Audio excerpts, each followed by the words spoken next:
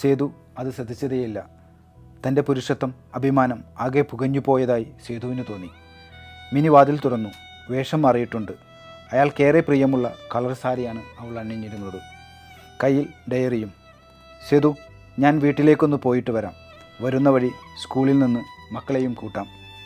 സേതു ഈ ഡയറി വായിക്കും. സേതു പറഞ്ഞതുപോലെ ഇത് കഥയൊന്നുമല്ല, നമ്മുടെ ജീവിതമാണ്. ഞാൻ പറഞ്ഞത് തെറ്റാണ് സേതു, എനിക്കറിയാം. സോറി. പറയാതെ വയ്യെന്നാൽ എന്താ ചെയ്യുക?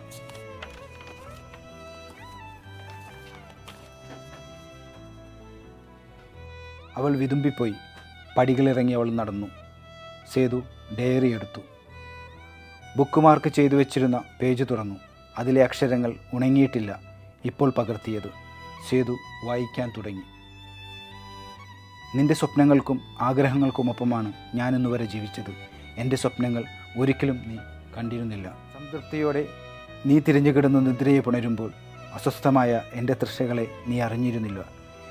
നിന്നിലൂടെ രതിമൂർച്ച എന്തെന്നറിയാതെ മരിച്ചു പോകുമെന്ന് ഞാൻ വല്ലാതെ ആകുലപ്പെടുന്നു. അതെ സേതു, എന്നിലൂടെ നീ അറിഞ്ഞ അനുഭൂതിയുടെ ലോകം ഞാൻ അറിഞ്ഞിട്ടില്ല ഇന്നുവരെ. നിന്റെ രതിവൈതൃകങ്ങൾക്ക് പെയ്തുറങ്ങാനുള്ള വെറും നിലമായ ഞാൻ വീർപ്പുമുട്ടുകയാണ് സേതു. നീ കരുതുന്നതല്ല. ശരീരം കൊണ്ടല്ലാതെ മനസ്സുകൊണ്ട് നീ എന്നെ തൊടണം. ആ മനസ്സിലൂടെ നീ എൻ്റെ ശരീരത്തെ അറിയണം. അതാണ് സ്നേഹം, രതി, എല്ലാം. ഇത്രയും വായിച്ചിട്ട് സേതുവെന്നെ മനസ്സിലാക്കുകയാണെങ്കിൽ, എന്നെ കാണണമെന്ന് തോന്നുകയാണെങ്കിൽ സ്കൂളിലേക്ക് വരണം. നമുക്കിന്ന് മക്കളുമായി ബീച്ചിലേക്ക് പോവാം. സേതു വന്നാലും ഇല്ലെങ്കിലും എനിക്ക് തരാൻ ഇനിയും കുറേ ഉമ്മകൾ ബാക്കിയുണ്ടാകും. സേതു ഡയറി മടക്കി. മനസ്സിലെ തെറ്റായ ധാരണകൾ പലതും ഉടഞ്ഞു തകർന്നിരിക്കുന്നു. മൊബൈൽ ഫോൺ എടുത്തു സേതു മിനിയെ വിളിച്ചു. Switched off.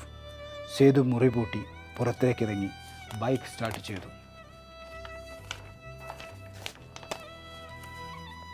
അതെ, അവൾ പറഞ്ഞത് ശരിയാണ്. അവളുടെ മുലയിടുക്കയിലെ മറുകിനെ ഞാൻ കണ്ടിട്ടില്ല. ആ വിരൽത്തുമ്പിൽ മുത്തിയിട്ടില്ല. ഞാൻ അറിഞ്ഞതിൽ കൂടുതൽ അറിയാത്ത അവളാണ് എൻ്റെ കൂടെയുള്ളത്. ശരിക്കും ഞാനിതുവരെ സ്വാർത്ഥനായിരുന്നു, വിഡ്ഢിയായ സ്വാർത്ഥൻ.